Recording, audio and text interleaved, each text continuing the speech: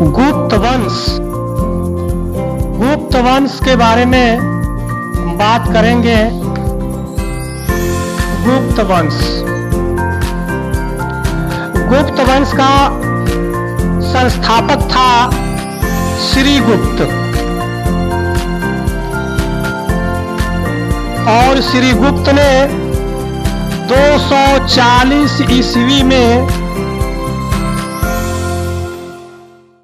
गुप्त वंश की स्थापना किया था, और श्रीगुप्त का उत्तराधिकारी था घटोत्कच।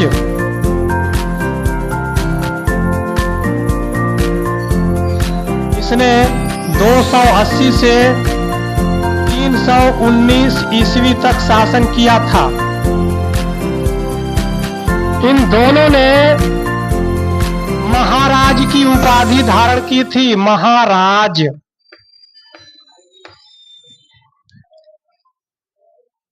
घटोत्कच के बाद आते हैं चंद्रगुप्त प्रथम।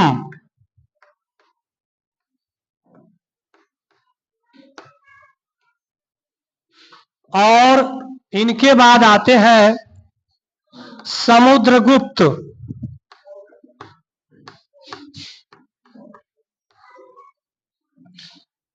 इस समुद्रगुप्त का ही हम वर्णन करेंगे। इनका पुत्र है चंद्रगुप्त द्वितीय।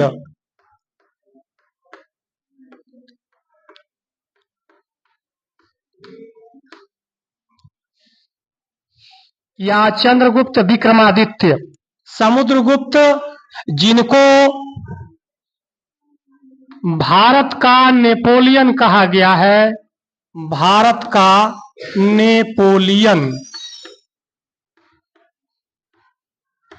इन्होंने आर्यावर्त के यानी उत्तरी भारत के 9 राजाओं को हराया था, 9 राजाओं को जीत लिया था, और दक्षिणा पथ के यानी दक्षिणी भारत के 12 राजाओं को हराया था, और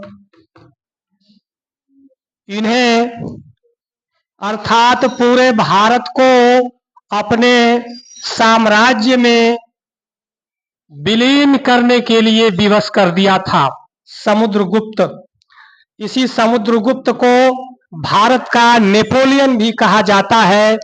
V.A. स्मिथ, विंसेंट ए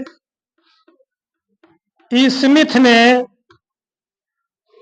समुद्रगुप्त को भारत का नेपोलियन कहा है। इसने लगभग पूरे भारत को मिलाकर के अखंड भारत बनाने का, अखंड भारत का एक साम्राज्य खड़ा किया था। इसीलिए इसे भारत का नेपोलियन कहते हैं। देखिए, चंद्रगुप्त प्रथम जो है 319 ईस्वी से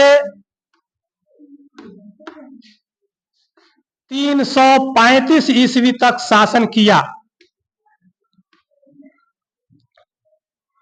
और चंद्रगुप्त प्रथम को ही गुप्त वंश का वास्तविक संस्थापक माना जाता है। इसे वास्तविक संस्थापक कहते हैं, गुप्त वंश का वास्तविक संस्थापक। गुप्त वंश के वास्तविक संस्थापक चंद्रगुप्त प्रथम ने अपने साम्राज्य विस्तार के लिए लिच्छवी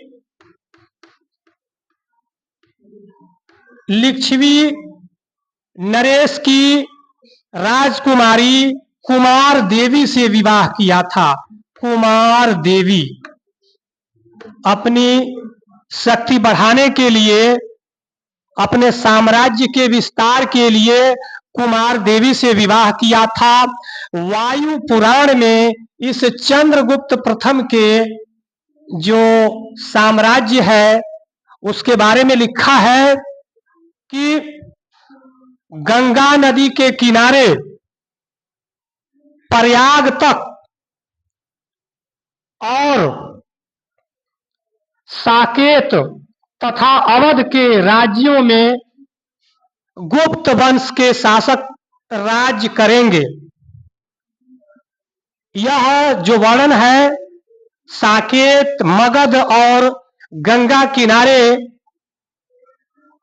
प्रयाग तक, ये चंद्रगुप्त प्रथम के राज्यों का ही वर्णन है, क्योंकि समुद्रगुप्त का राज्य बहुत विशाल था। इससे स्पष्ट होता है कि चंद्रगुप्त प्रथम का राज्य उत्तर प्रदेश, बिहार और बंगाल तक सीमित था।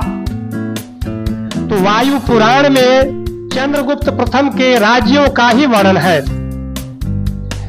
श्री गुप्त ने 240 ईस्वी में गुप्त वंश की स्थापना की थी और मौर्य साम्राज्य के पतन के बाद भारत में कोई राजनैतिक एकता नहीं थी और कोई भी बड़ा साम्राज्य समुद्रगुप्त की तरह,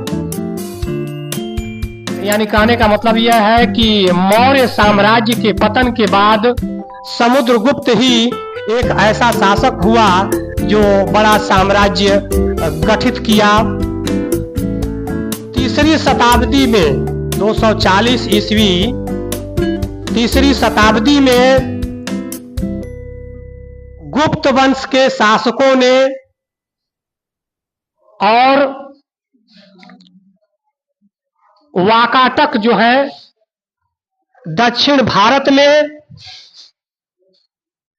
और मध्य प्रदेश के पश्चिम में नागवंश के शासकों ने, यानी भारत के 3 कोनों में 3 नए राजवंशों का उदय हुआ। 3 नए राजवंश उदित हुए। एक पूर्वी भारत में गुप्त वंश और दूसरा मध्य प्रदेश के पश्चिमी हिस्से में नागवंश और दक्षिणी भारत में वाकाटक वंश ने शासन करना प्रारंभ कर दिया। और कौशाम्बी में गुप्त वंश के शासकों ने अपना साम्राज्य खड़ा किया। सबसे पहले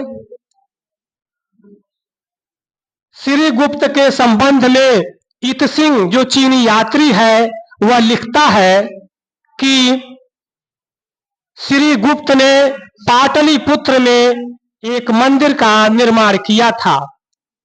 इससे स्पष्ट होता है कि श्री गुप्त का साम्राज्य उत्तर प्रदेश, बिहार और बंगाल तक विस्तृत था। श्री गुप्त का पुत्र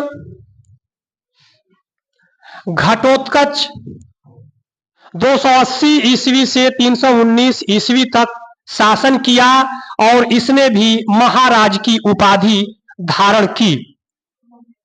संभवतः गुप्त वंश के जो शासक थे वे कुषाणों के सामंत हुआ करते थे।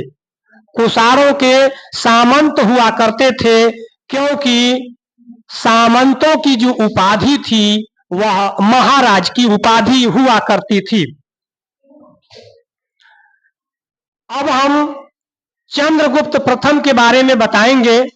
चंद्रगुप्त प्रथम जो है वास्तविक संस्थापक था गुप्त वंश का और इसने 319 ईस्वी 319-320 ईस्वी में गुप्त संवत प्रारंभ किया था। गुप्त संवत प्रारंभ किया था 319-320 ईस्वी में चंद्रगुप्त प्रथम ने। और इसने चांदी के सिक्के चलवाए, राजा रानी प्रकार के सिक्के, श्री प्रकार के श्री सिक्के उनको कहते हैं, श्री सिक्के, विवाह प्रकार के सिक्के, ये कई सिक्के चलवाए चंद्रगुप्त प्रथम ने। चांदी के सिक्के थे और समुद्रगुप्त जो है उसी कुमार देवी का पुत्र था और समुद्रगुप्त बचपन से ही बहुत बुद्धिमान और तेज व्यक्ति था।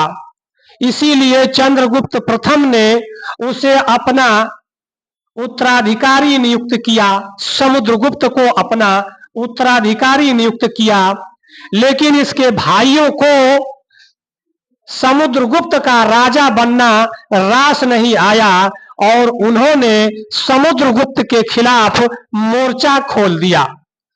लेकिन समुद्रगुप्त से लड़ाई में सब हार गए और उनकी एक नहीं चली और समुद्रगुप्त किंग बना।